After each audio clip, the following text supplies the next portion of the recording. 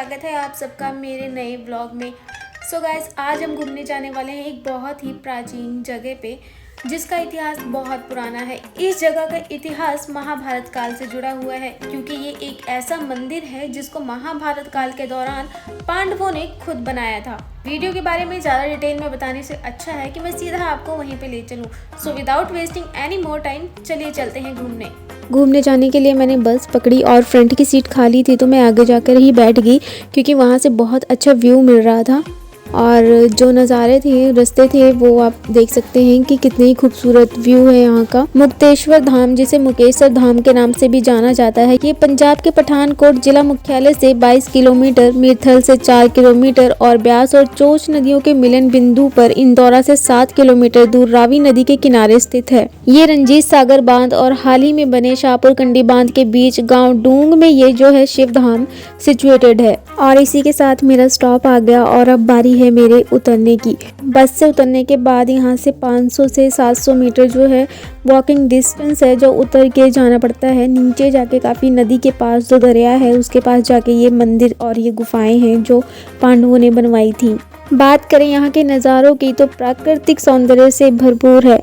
ये जो आप सामने बोर्ड देख रहे हैं, ये क्षेत्र सड़क के किनारे पुरातत्व विभाग की तरफ से बोर्ड लगा हुआ है, जो कि बारिश की वजह से इस पे जंग सा लग गया है और प्रॉपर जो यहाँ पे पांडव गुफाएं जो भी है यहाँ पे लिखा हुआ है वो दिखाई नहीं दे रहा है। वैसे तो यहाँ से जो है मंदिर का पूरा जो वॉकिंग डिस्टेंस है वो 500 से 700 मीटर की दूरी पे है, लेकिन यहीं से जो है नीचे रावी नदी के बहने का शोर सुनाई देना शुरू हो जाता है। वैसे यहाँ आने से पहले जो है मैंने कुछ भी यहाँ के बारे में जानना बिल्कुल भी ज़रूरी नहीं समझा। मुझे लगा कि शायद जो है पठानकोट में इतने हिल्स नहीं है, नॉर्मल एरिया होगा, तो मुझे मतलब शूज़ पहनने चाहिए थे या कंफर्टेबल कुछ भी जो है स्लीपर्स वगैरह डालनी चाहिए थी, बट मैंने जो है थोड़ी सी सैंडल डाल ली थी। मेरे से तो चला ही नहीं जाता, पैर मेरे कट गए हैं स्लिप तो सैंडल से। जिस थोड़ी सी हील थी जिससे मुझे प्रॉब्लम हो रही थी उतरने में,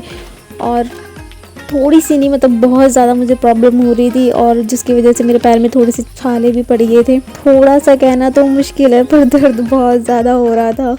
वैसे मैं आपको बता दूं, यहाँ पे ज़्यादा चढ़ाई तो नहीं थी, पर पता नहीं क्यों चला नहीं जा रहा था। ऐसे लग रहा था कि जैसे पैरों में ना ब्रेक लग रही हो। वैसे इन सब चीज़ों से हटके मैं आपको मंदिर के इतिहास के बारे में बताती हूँ। तो जो मुक्तेश्वर धाम मंदिर है वो पठानकोट के प्रसिद्ध मुक्तेश्वर शिव धाम को प्राचीन पांडव गुफा के नाम से जाना जाता है। शिवालिक की पहाड़ियों में लगभग 5500 साल से भी पुराने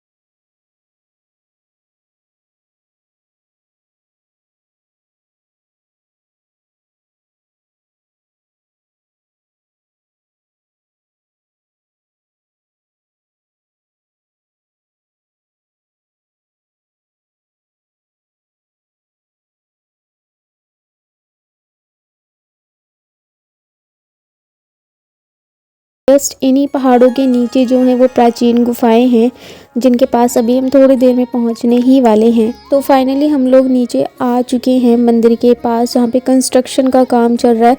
आपको मैं बता दूं कि पहले जो है पूरा यहाँ तक रावी का पानी आता। ये जो सामने आप पहाड़ियाँ देख रहे हैं ये पंजाब की पहाड़ियाँ हैं, और इसके जस्ट सामने नदी के उस पार जो है जम्मू की पहाड़ियाँ हैं। कहते हैं 14 वर्ष का जब वनवास हुआ था तो उसमें से जो 13 वर्ष थे वो वनवास के थे, और 1 वर्ष जो था अज्ञातवास का उन्होंने गुजारना था। तो जो है अपने लास्ट के 6 महीने जो है पांडव यहाँ रहे थे, और उसके बाद ये रावी दरिया पार करके सामने जम्मू चले गए थे। बाकी जो है आपको प्रॉपर जानकारी पंडित जी बताएंगे, तो वीडियो को पूरे ध्यान से देखना। और ये सारा आप देख सकते हो, यहाँ पे जो है कंस्ट्रक्शन चल रहा है अभी, और शायद यहाँ पे रुकने की व्यवस्था नहीं थी, तो अब यहाँ पे रुकने के लिए बना रहे हैं धर्मशाला वगैरह।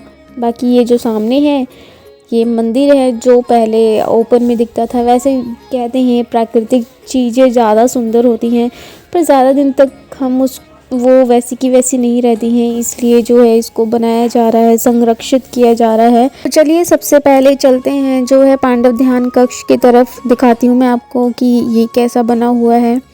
तो आप जो ये देख रहे हैं सामने, ये पांडव ध्यान कक्ष है, और अंदर से ये ऐसा दिखता है। अंदर आने पे देखिए पेटी रखी हुई है, शायद इसमें मंदिर का कोई सामान वगैरह है, और सीसीटीवी कैमरे भी लगे हैं, जो नेवर एक्सपेक्टेड था मुझे। सामने की तरफ जो है कुछ तस्वीरें रखी हुई हैं शिव जी की और माता आदिशक्ति की, और ये सामने ट्राइडेंट पड़ा हुआ है जो कि शिव शक्ति का है। अंदर लाइट वगैरह की भी काफ़ी अच्छी व्यवस्था है, शायद ये पहाड़ों के अंदर से ही कुछ इनका सेटलमेंट किया हुआ है। आगे चल के हम चलते हैं युधिष्ठिर ध्यान कक्ष की तरफ। ध्यान कक्ष की तरफ आते हुए जब हम अंदर जाते हैं तो काफ़ी जो है यहाँ पे सुकून की अनुभूति होती है। और ये जो यहाँ पे शिवलिंग है ये युधिष्ठिर जी ने ही बनाया था, शायद ये यहाँ की शिलाओं को काट के बनाया गया है। ये आप देख सकते हैं शिवलिंग है, और ऊपर जो है वासुकी नाग, और एक छोटी सी जो पुराने ज़माने में चिराग जलाने के लिए ताखे होते थे वो बनाए गए हैं। तो चलिए अब दर्शन के बाद चलते हैं मेन गुफा यानी मुक्तेश्वर शिवलिंग की तरफ।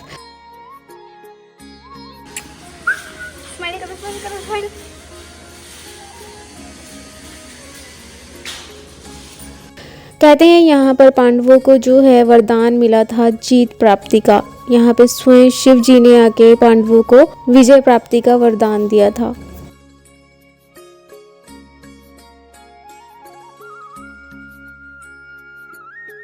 मेरा नाम पंडित हरिकृष्ण शास्त्री है। मैं मुक्तेश्वर धाम का पुजारी हूँ। आज से 5,500 साल पहले द्वापर युग में पांडवों को जब वनवास हो गया था 12 साल का, तो पूरे हिंदुस्तान का भ्रमण करते हुए 12वें वर्ष के लास्ट में जहाँ पहुँचे थे। 6 महीने जहाँ रहे, जब तप किया, 5 गुफाओं का निर्माण किया। वो मंदिर से लेकर मेरे पीछे तक एक ही गुफा है। पांडवों के सबसे बड़े भाई युधिष्ठिर जी महाराज की ये गद्दी है, ये उनका अखंड धोना है।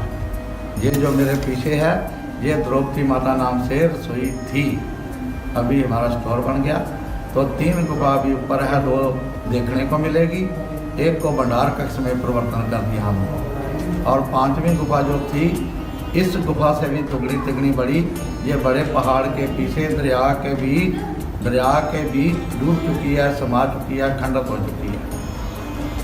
ये मुक्तेश्वर धाम है, इनको मुक्ति का धाम भी कहते हैं। इनको जहाँ मिन्नी हरिद्वार भी कहते हैं, छोटा हरिद्वार, जहाँ अस्थियाँ जल प्रवाह भी होती हैं।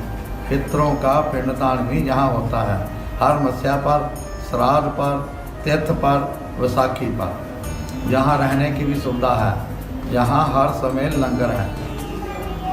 आप रात के 11, 12, 1, 2 बजे भी आ जाओगे तो आपको मिल जाएगा, कोई ऐसी बात नहीं कि ना मिले। और सबसे विशेष बात, भगवान शंकर जी ने यहाँ पांडवों को जीत प्राप्ति का आशीर्वाद दिया था। उसके बाद ये रावी नदी पार करके राजा विराट की नगरी जम्मू स्टेट में चले गए। अखनूर चिनाब नदी के ऊपर 1 साल का जो अज्ञातवास था उनको उन्होंने वहाँ काटा था। टीके लगा रखे हमने माथे के ऊपर, ये 9 देवियों के दर्शन हैं। ये इधर बड़ा टीका लगाया हमने, ये बाबा भैरवनाथ जी महाराज हैं। इधर चुंदरी टांगी है हमने, ये माता कमला देवी जो कि लक्ष्मी माता नाम से, दुर्गा नाम से, काली नाम से जानी जाती है। इनको थोड़ा ध्यान से देखोगे, इनके सिर के ऊपर नाग देवता जी विराजमान हैं। अभी जब आप बाहर निकलोगे, आम के पेड़ के पास वाली गुफा देखोगे जाकर, ध्यान कक्ष वाली गुफा, उस गुफा के अंदर जाना और उसको सत को देखना जाकर। सत में श्री जंतर बना हुआ है, लक्ष्मी माता का जंतर, उसके नीचे बैठकर पांडु ध्यान लगाते थे, जहाँ करोड़ों गुना फल की प्राप्ति मिलती है। एक विशेष बात और, जो जहाँ 3 अमावस्या लगातार स्नान करता है, उसको हरिद्वार के बराबर पुण्य का फल प्राप्त होता है। पंडित जी से मंदिर के इतिहास के बारे में जानने के बाद दर्शन करेंगे मुक्तेश्वर महादेव शिवलिंग के। तो ये है सामने महादेव जी का शिवलिंग, मुक्तेश्वर महादेव शिवलिंग, जिनके हम दर्शन कर रहे हैं। अभी आप देख सकते हैं ये जो सामने दिया जल रहा है, ये कहते हैं कि ये अखंड दिया है जो हमेशा जलता रहता है। ऐसा कहा जाता है कि आप यहाँ पे जो भी मनोकामना मांगते हैं वो आपकी ज़रूर पूरी होती है, अगर आप सच्चे दिल से मांगे तो। दर्शन करने के बाद हम लोग आ गए रावी नदी के पास, जिसका जो है वाटर लेवल बहुत कम है, क्योंकि आगे बांध का काम चल रहा है तो पानी को रोका गया है, और मंदिर की कंस्ट्रक्शन भी चल रही है, इसलिए पानी को रोक दिया गया है, वरना ये जो पानी है एकदम मंदिर के बराबर तक आता होता था। बाकी आप देख सकते हैं नदी का पानी कैसे एकदम बिल्कुल क्रिस्टल क्लियर है, अंदर जो भी है आपको सब कुछ साफ साफ दिखाई देता है। इस धाम को छोटा हरिद्वार भी कहते हैं जो लोग हरिद्वार नहीं जा सकते हैं वो यहाँ पर आके अपने पूर्वजों की जो है अस्थियों को विसर्जित करेंगे तो उनकी आत्मा को भी मुक्ति मिलेगी, इसलिए इस धाम को मुक्ति धाम के नाम से भी जाना जाता है। दर्शन कंप्लीट हो गए हैं तो अब समय हो गया है वापसी का। यहाँ की स्टेयर्स 300 स्टेयर्स जो हैं वो नीचे उतरने में तो बहुत इजी है, मतलब ठीक है, ज़्यादा प्रॉब्लम नहीं आती है, आप आसानी से स्टेप नीचे उतर सकते हो। लेकिन जब चढ़ने की बारी आती है तो पैरों की बैंड बज जाती है, स्पेशली उनके लिए जिनकी फ़िज़िकल हेल्थ बिल्कुल बेकार है। तो मुक्तेश्वर धाम आना चाहते हैं तो पठानकोट के लिए ट्रेन की टिकट कटाएं, स्टेशन से आके वहाँ से 500 मीटर की दूरी पे जो है बस स्टैंड है, और बस स्टैंड से आप 2 नंबर गेट से जो है मुक्तेश्वर धाम के लिए बसेस लगी होती हैं, तो आप वहाँ से डायरेक्ट बस ले सकते हैं जो आपको मुक्तेश्वर धाम के रोड पे उतार देगी। वहाँ से आपको 500 मीटर पैदल चल के आना है और आप पहुँच जाएंगे मुक्तेश्वर धाम। दर्शन करने के बाद अब बारी थी लंगर खाने की, और खाने में थी मिक्स दाल और चावल, साथ में इमली की चटनी, जो कि बहुत ज़्यादा टेस्टी थी। मैंने तो पेट भर के खाना खाया। पेट पूजा करके हम लोग चल दिए घर की तरफ, और जैसे कि मैंने आपको बोला था कि जो रास्ते में वाटरफॉल है मैं वो वहाँ पे दिखाऊंगी, तो अभी हम जाएंगे वाटरफॉल की तरफ। वाटरफॉल के पास जाके एक छोटा सा इंसिडेंट हुआ हमारे साथ, जो कि काफ़ी डरावना था। आप खुद आगे वीडियो में अभी देख ही लेंगे। तो चलिए वाटरफॉल की तरफ चलते हैं।